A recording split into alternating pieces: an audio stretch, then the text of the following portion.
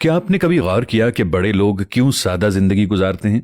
Doctor नजीर साहब 1960 में government college Lahore के दबंग प्रिंसिपल थे। उनके पास सिर्फ 2 सूट थे, एक लॉन्ड्री में होता और दूसरा वो पहन लेते। स्लीपिंग सूट वो बाथरूम में लटकाए रखते। जूता वो 4-5 साल के लिए खरीदते। खराब हो जाते तो इसकी मरम्मत करा लेते, ज्यादा खराब हो जाए तो मजबूरी में नया खरीद लेते, और जब तक वो मुकम्मल तौर पर खराब नहीं होता था उसका इस्तेमाल भी जारी रखते। ये 1960 की दहाई में गवर्नमेंट कॉलेज के प्रिंसिपल और मुल्क के बड़े दानिश्वर का लाइफस्टाइल था। और वो ऐसे प्रिंसिपल थे जो सदर अयूब खान को भी इम्तिहान के दिनों में कैंपस आने की इजाजत नहीं देते थे। उन्होंने गवर्नमेंट कॉलेज की 3 अतराफ की सड़कों पर हॉर्न बजाने पर पाबंदी लगाई और ये पाबंदी 30 साल तक कायम रही। लेकिन आप इस शख्स की सादगी देखिए, उसके कमरे में वार्डरोब नहीं थी। अब सवाल यह है कि क्या डॉक्टर साहिब सादगी के सिलसिले के वाहिद मुजद्दिद थे? जी नहीं। दुनिया का हर बड़ा इंसान और बड़ा मुआशरा डॉक्टर साहिब की तरह सादा होता है। क्यों? क्योंकि सादगी जहानत का आखिरी दर्जा होता है। इंसानी जहानत के 5 दर्जे होते हैं। पहले दर्जे के इंसानों को स्मार्ट कहा जाता है। दूसरे दर्जे में ज़हीन लोग आते हैं, ये इंटेलिजेंट होते हैं।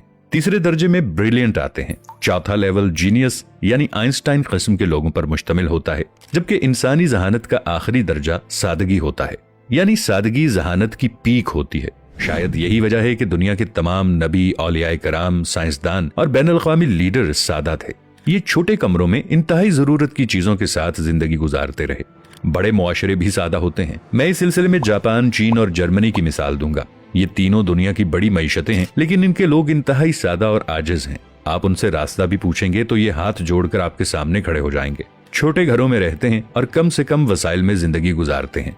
हमारे शहरों में आज भी लंडे के कपड़े बिकते हैं। ये कपड़े अमीर मुल्कों के अवाम के गिफ्ट होते हैं। यूरोपियन लोग हर साल अपने फालतू कपड़े एनजीओज के हवाले करते हैं और एनजीओज इन्हें तीसरी दुनिया के मुल्कों में भिजवा देती हैं। जापान में सेकंड स्ट्रीट के नाम से स्टोर्स की एक चेन है। इसमें सेकंड हैंड अशिया बिकती हैं। आपको वहाँ जुराबों से लेकर रोलेक्स की घड़ियां तक मिल जाती हैं। जापानी लोग थोड़ा अरसा इस्तेमाल के बाद अशिया को आधी कीमत में बेच देते हैं और स्टोर्स उन्हें दोबारा फरोख्त कर देते हैं और उन्हें इस्तेमाल करते हुए किसी को बुरा नहीं लगता। आपको ये सादगी दुनिया के बड़े लोगों में भी मिलती है। मुरारजी देसाई भारत के वजीर आजम थे।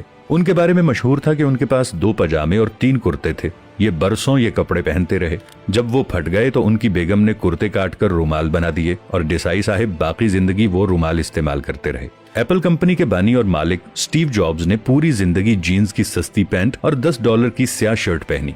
उनके कमरे में फर्नीचर भी नहीं था। वो फर्श पर सोते थे और इंतहाई थोड़ी और सस्ती खुराक खाते थे। मरने के बाद उनकी वार्डरोब से 3 जूते, 2 पैंट्स और 5 घिसी हुई स्लीवलेस शर्ट्स मिली।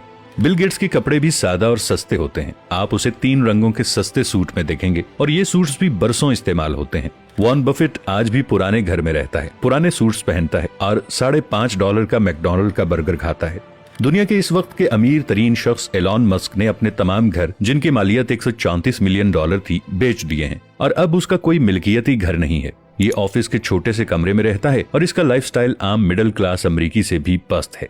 पाकिस्तान के अंदर भी ऐसे बेशुमार लोग हैं। अब्दुल सत्तार ईदी साहिब ने पूरी जिंदगी मुर्दों के जूते और कपड़े पहने। उनकी टोपी की मालियत भी $2 होती थी, लेकिन इस शख्स ने दुनिया की सबसे बड़ी एम्बुलेंस सर्विस बनाई। जिंदा लोगों में सैयद बाबर अली कमाल इंसान हैं। ये 97 साल की उम्र में भी लम्स में ऐसे डिपार्टमेंट्स बना रहे हैं जो 10 साल बाद मुकम्मल होंगे।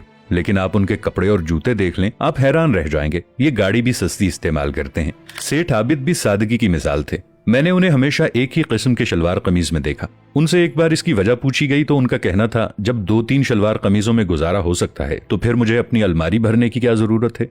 मैं रीड फाउंडेशन के बानी महमूद साहिब से बहुत मुतासिर हूँ। उन्होंने मुल्क में 400 स्कूल्स और कॉलेजेस बनाए हैं। इस वक्त भी उनके स्कूलों में 1.5 लाख तालिब इल्म पढ़ रहे हैं। मगर आप उनकी सादगी देखिए। उन्होंने 30 साल बाद भी वही स्वेटर पहना हुआ था जो उन्होंने पहले स्कूल के इफ्तिताह पर पहना था। उनसे जब वजह पूछी गई तो उनका जवाब था, स्वेटर का काम सर्दी रोकना होता है और अगर मेरा स्वेटर ये काम कर रहा है तो फिर मुझे नया खरीदने की क्या जरूरत है। इससे रकम भी जाया होगी, इसे महफूज रखने की कोफ्त भी उठाना पड़ेगी और किसी ऐसे शख्स की हक तलफी भी होगी जिसके पास स्वेटर नहीं है।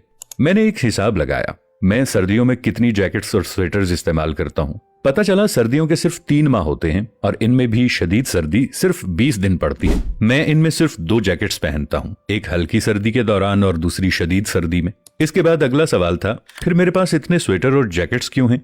मेरे पास इसका कोई जवाब नहीं था। यकीनन मैं भी उन लोगों में शामिल हूं जिनका ज़हनी अफलास खत्म नहीं हो सका, और हम वार्डरोब्स को नाक तक भरकर खुद को रईस समझते हैं और वार्डरोब भरो के इस खेल में ये भी भूल जाते हैं कि वार्डरोब्स वाले लोग बड़े नहीं होते। बड़े वो होते हैं जिनके कमरों में डॉक्टर नजीर अहमद साहिब की तरह वार्डरोब्स नहीं होती। ये लोग जानते हैं कि जरूरतें महदूद होती हैं, लेकिन हवस की कोई हद नहीं होती, और क़नाअत का असल मफहूम भी यही है। नाज़रीन, वीडियो को लाइक और शेयर जरूर कीजिएगा। मिलेंगे नई